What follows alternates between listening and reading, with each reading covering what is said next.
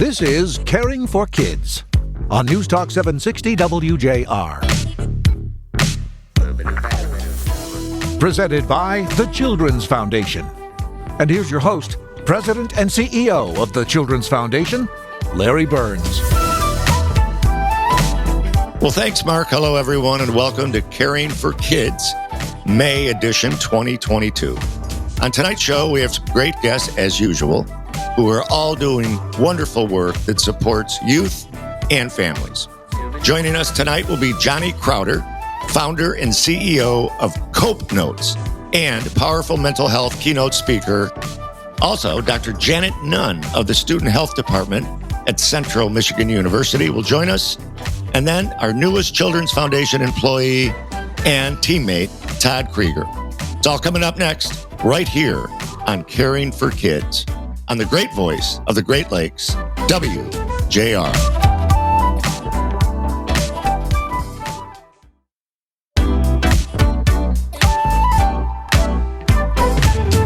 It's Caring for Kids with Larry Burns. Well, welcome back, everybody. Larry Burns here, Caring for Kids, May edition.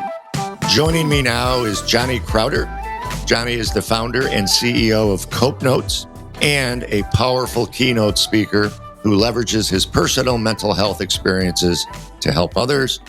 And I recently had the opportunity to hear Johnny and to spend some time with him and wanted to share his thoughts with you, our listeners. So Johnny, as I mentioned, we were recently together at our Child and Adolescent Behavioral Health Summit. What did you think of the summit in general?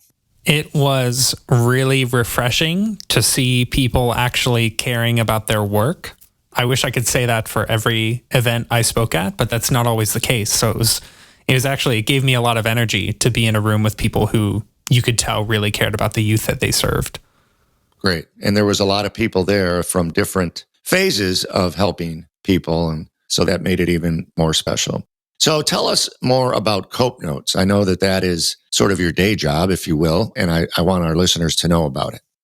Yeah. So the short version is that Cope Notes sends randomly timed text messages that are written by peers with lived experience, and they train your brain to think in healthier patterns. So it could be a psychology fact or a journaling prompt, an exercise, something to pull you out of a negative thought pattern and catalyze a positive one instead.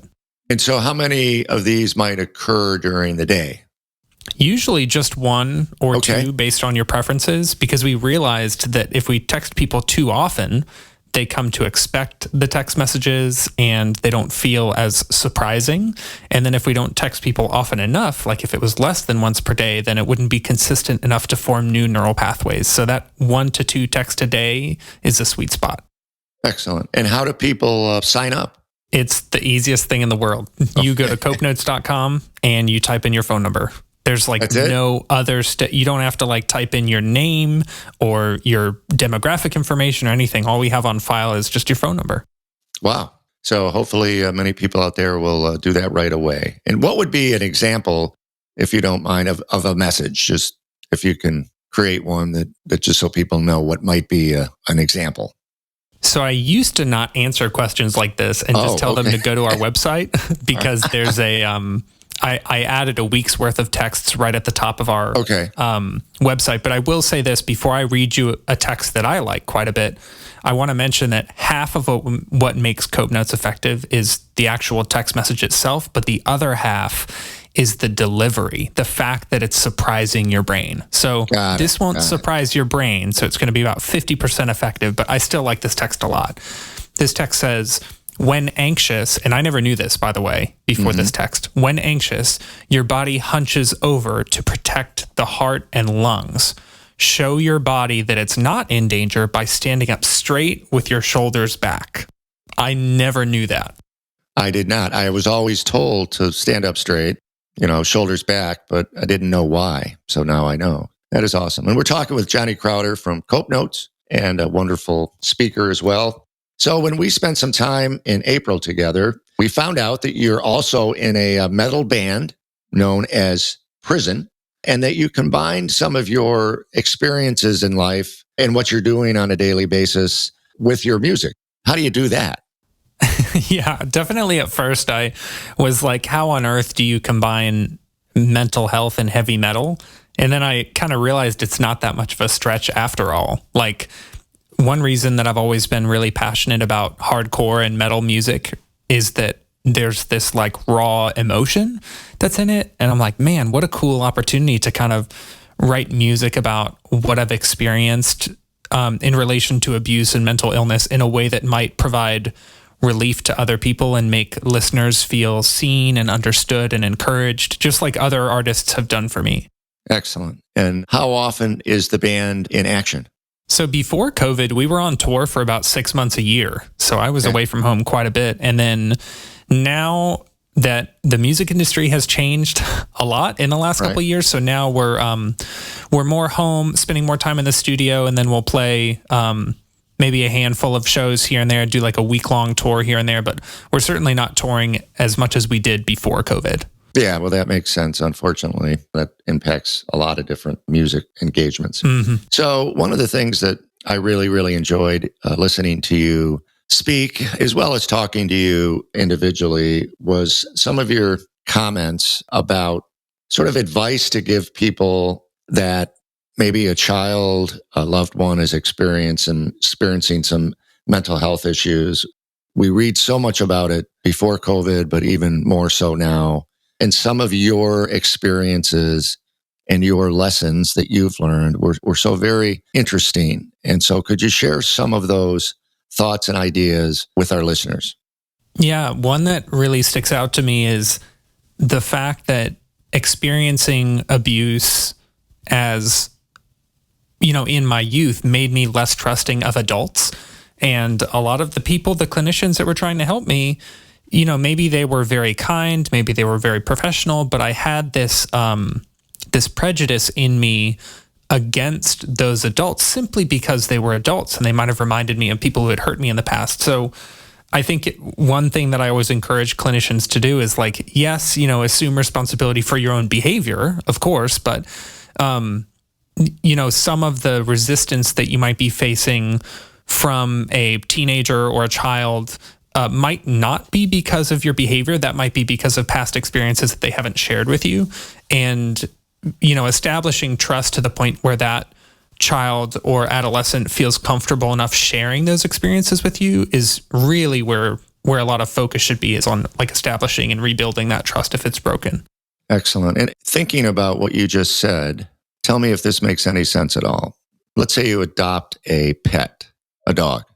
I know you like dogs. I love dogs. Oh, yeah. And if that dog has been abused, it is so obvious because it doesn't trust anybody. Mm-hmm. And if you raise your hand to pet it, it thinks you're going to hit him. And is it similar to a child that was abused and then is interacting with an adult human, do you think? In my experience, that was almost exactly what it was like. In fact, I had teachers comment that when they would walk by me, I would flinch. And I would like move forward in my chair to be even just 6 inches further away from the teacher when they would walk by. Mm-hmm. So there was definitely some like unconscious fear where if you would have asked me, are you afraid of your teacher? I'd be like, no, what are you talking about? Right. But there was some type of like, you know, survival instinct active in me that I think is very similar to what we see in animals who are abused. Yeah. So if a person out there senses that one of their children or grandchildren are experiencing some either depression or a combination of issues, what advice can you give them just as a way to maybe break down the stigma or to seek help for that child, since you've been through so much yourself? Yeah, I want to preface this by saying I am not a clinician. I am just someone who has experienced this thing firsthand. So my answer is definitely going to come from my lived experience. Good. I'll say that two things that really helped me when I was younger is, number one, feeling included. So I had this narrative in my mind that if I just isolated myself enough, I would be safe. If I just kept my distance and flew under the radar and disconnected from everybody, then I would be safe. But in fact, that put me at greater risk because I was living with fairly severe mental illness. So being included and feeling invited and connected actually helped combat my tendency to isolate. So I would say if there's an opportunity to proactively engage with that child in your life consciously and on purpose, not in a way that like, well, I had to spend time with them because we were both going to this thing, but really try to be intentional about including them in something that you didn't need to include them in. And then this is kind of a counterpart, a companion to that piece of advice is if you can find a way to, when you're having that interaction with them, like let's say you've invited your grandson to a basketball game and you don't really go to basketball games, but you know that he loves them. So you go to a basketball game and you ask him for information about something that he's passionate about, opinions, like who do you think is the best player out here? You know, if you could put together a team, who would be your top people? And my encouragement is that you don't have to care. It's the act of encouraging that self-report and the sharing of opinions that will help establish that trust and that safety, hopefully to the point where if they are experiencing something, they feel safe in telling you that. Great advice. Before we close, any other thoughts you want to share with our listeners about Cope Notes or any other thoughts on your mind? I'll share something about Cope Notes and then something in general. Okay, good. Cope Notes, you can get gift subscriptions for friend or family members, and it's not just for people who are living with mental illness. So we serve many people who don't have diagnoses, who are just, trying to stay on top of stress or ahead of anxiety and just try to take good care of their brains. That's all of us, I think. Yeah. I would encourage you to check it out, even if you're not living with a diagnosis or your loved one is not living with a diagnosis, just out of sheer curiosity. And then the other thing is every ounce of effort you put into building a relationship with, a troubled teen like myself is not wasted, even if that teen rejects your invitations, rejects your friendship or your kindness, because it's kind of like erosion, right? Like It's not that each wave is like carving a valley through a mountain range, but each wave matters. It's contributing. So if let's say you say, well, I've invited my grandson to things 10 times, invite him the 11th time, because each time you consciously choose to engage, it's another piece of evidence that he can use and refer to when he feels worthless or disconnected. Great advice. Wonderful. So Johnny, thank you for all you're doing. Thanks for being part of our summit recently. And thanks for being on Caring for Kids. Appreciate it very much. That was Johnny Crowder of Cope Notes. Coming up next, we're going to talk with Dr. Janet Nunn of Central Michigan University when Caring for Kids continues, here on the great voice of the Great Lakes, WJR.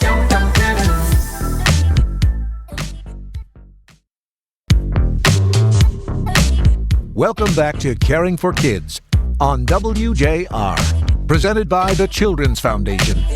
Welcome back, everybody. Larry Burns here, Caring for Kids, our May edition.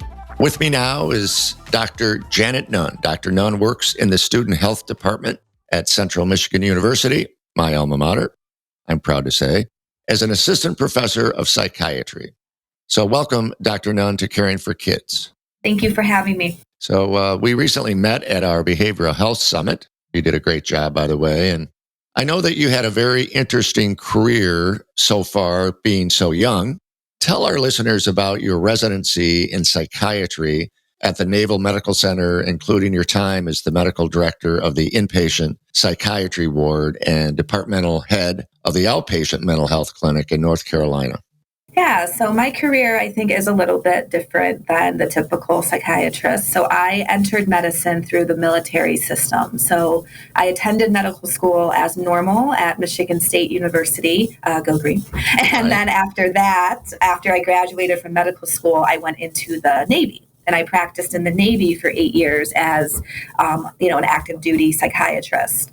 My residency was in the military at Naval Medical Center, Portsmouth. I did that for 4 years, primarily taking care of, active duty military folks.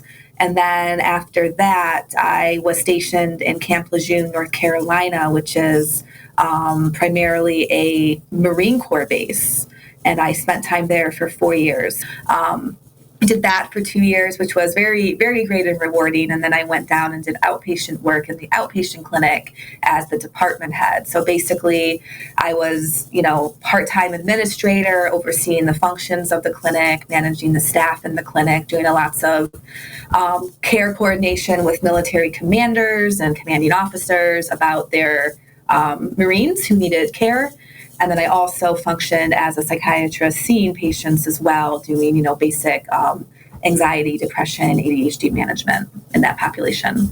Yeah, wow. What an experience for someone relatively young we read so much about the issues that our soldiers face and in the military. And for you to have that experience had to be so rewarding as well as educational for your career path. Yes, absolutely. The military has a lot of, problems with suicide, and suicide prevention is a big goal of the military. So I dealt a lot very directly with service members who are either contemplating suicide or had completed suicide. That was a very large part of my job. Absolutely. And so we're talking with Dr. Janet Nunn, who currently is assistant professor of psychiatry at Central Michigan University. And as I mentioned, we met at our behavioral health summit. We were talking about universities and colleges helping students deal with issues, mental health issues, some substance use disorder issues. And so at CMU, I mentioned that I'm a graduate and I went in the 70s. And, in the 70s, if you had a mental health issue or substance use problem, you probably just disappeared. You went home and, people wondered what happened to you. And we've made a lot of progress since then, I think, helping students stay in school and stay engaged with their friends and family. And so what are you seeing in students these days? What are you seeing that maybe our listeners would be interested in hearing? Okay, so I've been at CMU for about 2 years. And I've been working kind of in the student health clinic the entire time, obviously with, psychiatry as the focus. Students are coming in. I think the number one concern students have is they come in and they tell me that something is not right with their focus. They're not able to sustain attention on lectures like they used to. They're very distracted. They're forgetting things. They're not really retaining information. Sometimes this is a brand new issue, kind of presenting now for the first time in college. Sometimes it's been an issue that dates way back to childhood that, for whatever reason, was not picked up and or assessed in childhood. So as a psychiatrist, then I have the job of kind of determining where the focus issue is coming from. Is it ADHD? Is it anxiety? Is it depression? Because as we know in mental health, focus is kind of a pretty common complaint that can overlap with lots of different issues. After that issue, I think anxiety is probably the number 2 thing that I see. Whether it's anxiety about school, life, future, family, what have you. And then after that, I think it would be depression. Oftentimes, the anxiety and depression go together, but I think kind of as a general order, that would be the most common. And then probably a distant fourth would be people who are presenting with symptoms consistent with a bipolar disorder. The age group, the 18 to 25-year-old age group, that's when we tend to see that diagnosis first present. So I have the honor of kind of seeing people for the first time coming in with those symptoms and treating them from there. Absolutely. So I was in higher education for 27 years at 2 MAC schools, similar to CMU. And one of the things that really surprised me was the number of freshmen that came in each year that were on some sort of behavioral health or behavior modification medicine. And so is that something that you see as well? As it might be Adderall, it might be something else, and then they're on their own, and they might experience drinking and doing stuff that maybe they didn't do before. And do you see that as sort of a factor in some of this? I do. I mean, I definitely see, I'm trying to think of my freshmen specifically. Probably 75% of them are coming to me never having tried a medication before, but wanting to. Right. And probably 25% come in already with the history or already on a medication that they want to continue in college. Definitely, I do a lot of psychoeducation about alcohol use and cannabis use in particular. capitalize cannabis because I think that is probably by far the most common substance being done at our college campuses, and just provide some education about, what some of the mental health effects are of these substances and how that might, throw a wrench in their treatment plan and make their medications that they're taking, not work as well as they otherwise would. Yeah, so that makes perfect sense, particularly with the legalization of marijuana. Yeah. So that's students. Then you also see faculty, I believe, or engage with them. And I do. Yeah. And so what are you seeing with faculty? Do they have different issues than students? Anything of interest there? So faculty, I don't see as much ADHD in faculty members as I do with students. I think I definitely see far more anxiety and depression. And I also have some faculty that have bipolar disorder too, that we're, keeping stable with medication management. I'm not seeing a lot of substance use, which is great, amongst the faculty members either. So I think it's mostly anxiety and depression for faculty. Yeah. Being in higher ed for so long, I knew a lot of faculty members, and, there's a lot of stress to teach different class, particularly in higher ed today, when faculty are being asked in many ways to do more than they had in the past, teach more, research more. And so there's an awful lot of stress that goes involved in that. And so now that the summer is here, at least from an academic standpoint, and many of the, if not the majority of students go home, and it could be a freshman, it could be a senior.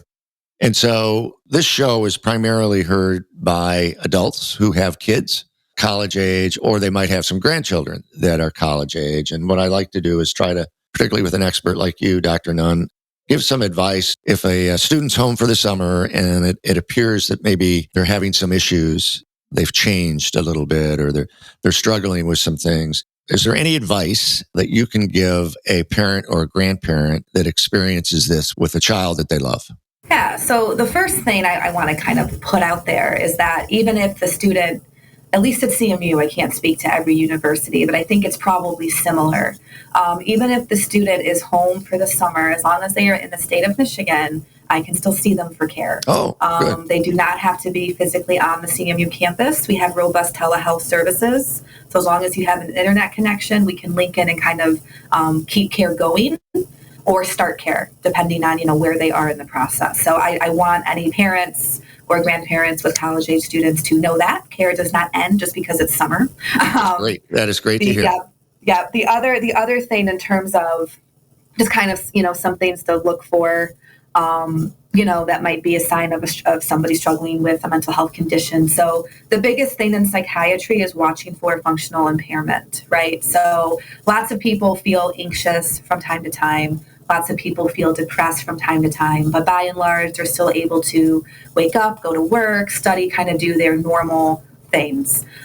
If a parent or grandparent identifies somebody that maybe is sleeping 16 hours a day, not coming out of bed, not going outside, even though it's 75 and sunny, not eating as much as they should be, not taking care of their personal hygiene, like showering, kind of not looking like they typically do. That to me would be a big sign that maybe there's some impairment going on that might need to be addressed on, that might, point me more towards the person having depression. People that are very anxious and have impairment tend to have a lot of potentially like physical symptoms, like maybe they'll have stomach aches all the time or be nauseous or kind of have chest pain or pressure, and they'll kind of talk about that with their friends and family. They feel very physically uncomfortable. And then anxious people also tend to, not want to be alone, want to do things with other people, like go shopping with other people, go driving with other people, those sorts of things. So if some of those things are observed and happening that are different, that would be a warning sign to me that maybe there's a mental health issue going on. And then if they sense that, would the best thing be to talk about it and then see if they can find some help? Yeah, absolutely. The great thing about this current college generation is that, they really, at least the ones I see, and again, I may be biased because I see a select sample, but I'm not really picking up on the students feeling like they're stigmatized or that they can't talk about mental health. Most of them want to talk about it. So I have the sense that if a parent or a friend or somebody was concerned and they approached the person and had a discussion, that they would be able to engage and have a conversation, and not necessarily make the person feel bad or feel, like they're a burden. So I think that's point one, is talking about it, I think would be very well received. And then if there is a problem identified, the best place to start with would probably be to talk to a therapist. CMU has some therapists that work over summer. Other universities probably do as well, or just, a local therapist where the person is at. A therapist can help identify, is this an issue that I can work with therapy? Do we need psychotherapy? Or is this an issue that might need therapy plus medication? And if that's the case, the therapist would refer to me as a psychiatrist. Going to a primary care doctor would also be a good place to start. Primary care doctors are well-versed in kind of first-line management of anxiety and depression, and they also would know the local therapy resources in the area too. So I think either of those two places would be where to start.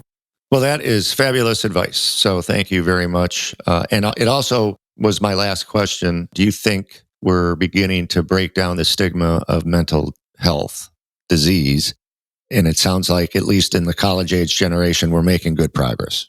Yes, college age. Yes, I definitely do still feel like there is a stigma in people that are a little bit older. They're I think a little bit less likely to discuss it. But certainly in people that are in their 20s and 30s, I think it is now talked about pretty easily. Awesome. So we can reverse that and have the young people encourage older people like me to talk about it. Right. Absolutely. That's great. Well, Dr. Nunn, thank you for all you're doing. You've had great success in a relatively young career. And I'm glad you're at CMU because, again, I love CMU and so glad that you're there leading the way. Thank you so much. Appreciate it. And I didn't know, but Dr. Davies is on our foundation board as well. And Dr. Kakano is a good friend of the foundation. So we're well connected with the Chippewa Nation. Yes. So thank you. That was Janet Nunn of Central Michigan University. And coming up next, we're going to talk with our newest Children's Foundation team member. That's when we return on Caring for Kids here on WJR. So don't go away.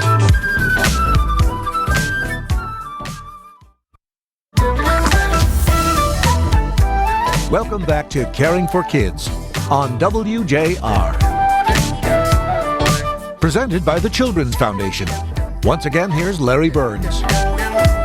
Well, welcome back, everybody. We've had a great show so far, and I'm delighted to welcome the newest member of the leadership team at the Children's Foundation, our very own Todd Krieger. So, Todd, welcome to Caring for Kids, and welcome to the Children's Foundation. It's great to be here, Larry. Thanks so much. And tell our folks about your journey to this new position. You've done a number of different things in your career, and I think they'll all be interested in hearing. Sure. Well, my journey was not a straight line, that's for sure. I grew up in Oak Park. I graduated from U of M and then went to Boston, where I earned a law degree and a master's degree in mass communication from Boston University. But I always had an affinity for communications. Spent a brief period of time in LA, but came home and pursued a career in public relations and marketing. And I enjoyed it a lot, but the truth is I just didn't feel fulfilled. And I wanted to help people and give back to my community. So in 2013, a friend of mine who was a trustee at a local foundation introduced me to Scott Kaufman, Larry, who you know. Yes, I know Scott. He was then the CEO of the Jewish Federation of Metro Detroit. And I was hired to be on the planning team. I eventually led that team. But the chance to work with you, Larry, and the folks at the Children's Foundation was just a special opportunity, and certainly one I just couldn't pass up. Well, great. Well, I'm glad about that. So at the Federation, when we met, the Children's Foundation was just getting started on our new path as a community foundation. And we funded a project that you led at the Federation. Can you tell our listeners about that project? Sure. We did a community assessment, and some of the data we got back was that the kids in the Jewish community were really struggling with anxiety, sadness, and depression. And so we created a program, a community-wide program that really became a model in the Jewish community here. Well, certainly here and nationally it became known. And we really focused on reducing stigma. We focused on increasing supports and education for parents so they could really help their kids. And Larry, the foundation was wonderful in providing funding for a series of videos that we did. And those videos feature kids telling their stories. And, I think as I look back, it's probably one of the most impactful things that we did. And it really made a big difference because people who watch those, particularly kids, knew that it was okay to have a challenge, and it was okay to talk about it, and it was okay to get help. Yeah, they were so very powerful. And I remember watching a couple of them, and every time I showed it to people, it was a very emotional experience because it was so real. So I congratulate you for that great project and getting the Children's Foundation involved in that. And we're talking with Todd Krieger, our newest team member at the Children's Foundation. So tell our listeners what your job's all about and some of the things you might be working on right now. So my role is very much focused on our grantees and our partners. And that includes identifying new ones, helping existing ones be more successful, and then advocating for the issues that we and our partners support and we find important, whether that's youth mental wellness or interventions for those struggling with substance use disorder. But right now, and I'm still fairly new, I'm really spending my time getting to know our partners, their work in as much detail as I can, and then making connections with organizations in the community that will further the Foundation's mission and the organizations that we support. Great. And you mentioned Scott from the Federation, and he's a real entrepreneur and delightful young guy. He's a young guy. So I've mentioned on this show over time that some of my very important mentors in my career were actually from the Jewish community, people like Ed Levy, who's still a mentor. Paul Borman, who recently passed, was, and Alan E. Schwartz, and a number of others. And I have often said I would like the Children's Foundation to eventually be similar to the Jewish Federation in the way it engages community members, partners with organizations, and works with affiliate organizations. And I know that you feel the same way. And can you tell us about that relationship which you had at the Jewish Federation and what we hope to do more of at the Children's Foundation?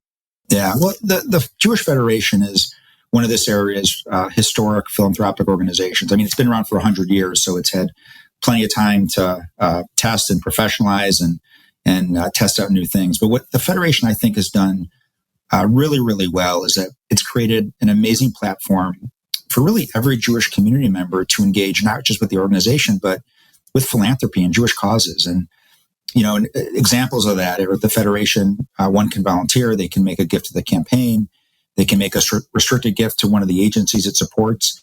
So it provides a lot of different avenues and mechanisms for people who are philanthropic and want to do great things with the resources that they have.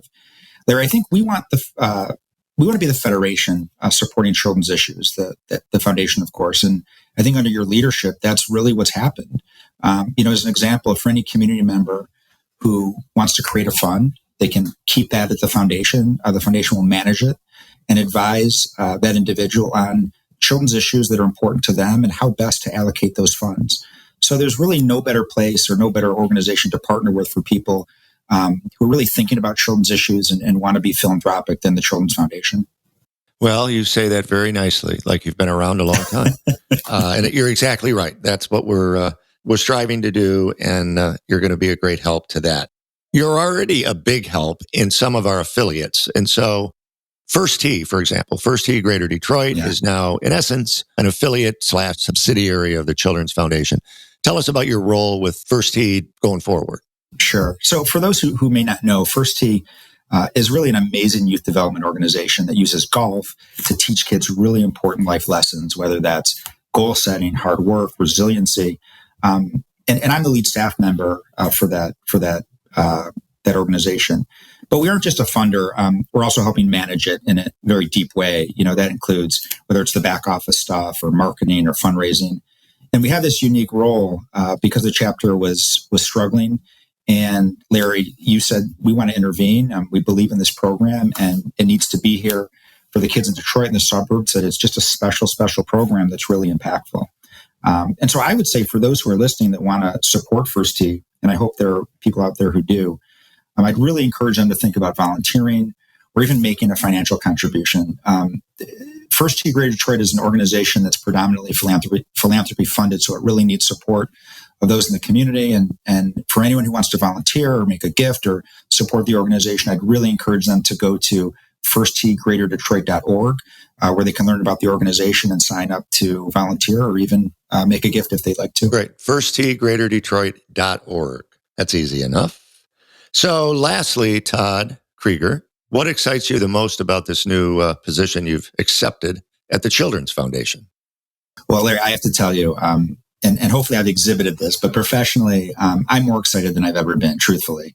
And there's a lot of reasons for that, but the two that stand out to me, I think, are, the first is I like to work on hard, complicated issues, and there's no shortage of them in this area, that's for sure. Yes.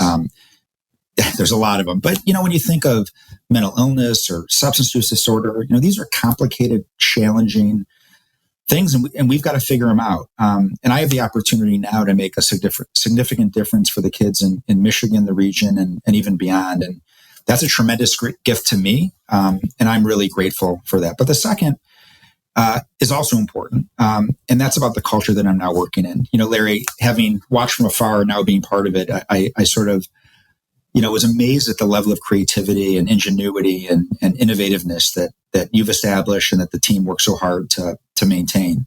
I think we know that philanthropy oftentimes can be slow and stodgy, and sometimes that's not necessarily the fault of the philanthropy. That's the fault of they don't have resources to do things differently. But we have to do things differently. We can't solve the challenges of today if we engage in solving those problems the same way that we always have. And so just the creativity and ingenuity is incredible. Examples from my perspective are this show, the column you have, Derby for Kids, which was an event last week that was amazing and raised several $100,000. These are unique ways to bring awareness to important issues. And, raising money in ways that most may not have thought to do. So I'm just incredibly excited to be a part of the foundation, to be working with you. It's just an incredible opportunity, and I'm just thrilled. And I thank you for bringing me on board. Great. Well, I'm really glad you're on board, and I'm really glad you're excited. So that excitement will go a long way in achieving what we want to achieve together with our team. So Todd Krieger, thank you for all you've done in the past and what you're about to do in the future. So thanks a lot. Thanks, Larry. So coming up next, I'm going to talk a little bit about some of the things going on at the Children's Foundation. So don't go away. It's all coming up next right here on WJR.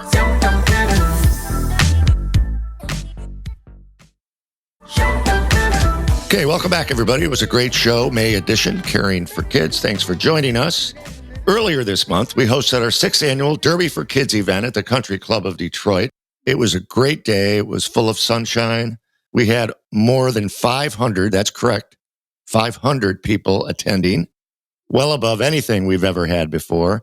Thanks to all of our wonderful sponsors and those that attended.